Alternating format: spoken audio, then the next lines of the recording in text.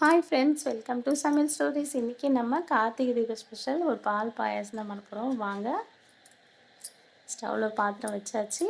நான் ஒரு 400 கிராம் அளவுக்கு பால் ஊற்றிக்கிறேன். பால் நல்லா காயட்டும். நான் ஆல்ரெடி வறுத்த சேமியா தான் வாங்கியிருக்கேன், அதனால் வறுக்க வேண்டிய வேலை இல்லை. இப்போ பால் கொதிக்கிட்டோன்னு சொல்லிவிட்டு அந்த சேமியாவை நம்ம இதில் சேர்த்துடலாம்.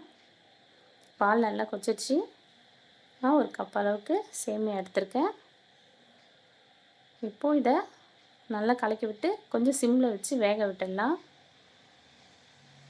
இது நல்லா வேகட்டும்.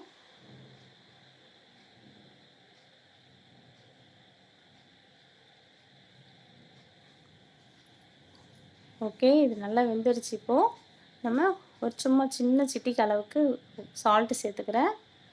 உங்களுக்கு ஆப்ஷனல் தான், வேணும்னா சேர்த்துக்கோங்க. சால்ட்டு சேர்க்கும் போது ஸ்வீட் நல்லா இன்னும் எடுத்து கொடுக்கும்.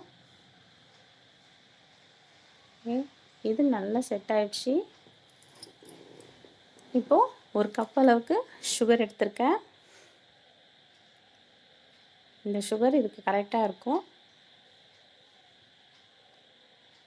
சுகர் நல்லா கரையட்டும்னு சொல்லிட்டு கொஞ்சம் ஏலக்காவும் சேர்த்துக்கலாம்.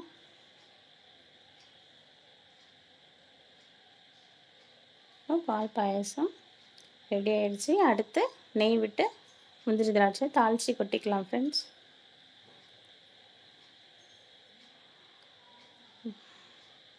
ரெண்டு ஸ்பூன் நெய் விட்டாச்சு.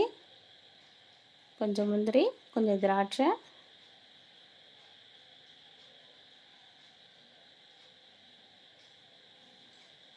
கொஞ்சம் திராட்சையும் போட்டுடலாம். ஓகே, இது கொஞ்சம் ரோஸ்ட் ஆனோடனே எடுத்து பாயசத்துலேயும் சேர்த்துடலாம்.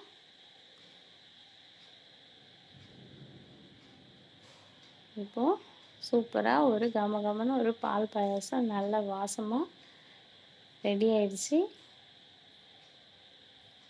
ஓகே, நம்ம ட்ரெடிஷ்னல் ஒரு பால் பாயாசம் பண்ணியாச்சு. நீங்களும் இதை ட்ரை பண்ணுங்கள். ஆல்ரெடி நிறைய பேருக்கு நம்ம வீட்டில் எல்லாம் எந்த விசேஷமானாலும் பால் பாயாசம் தான் பண்ணுவோம். ஒரு வீட்டில் விசேஷம்னாலும் பால் பாயாசம் தான், ஒரு நல்ல விஷயம்னாலும் பால் பாயாசம் தான் பண்ணுவோம்.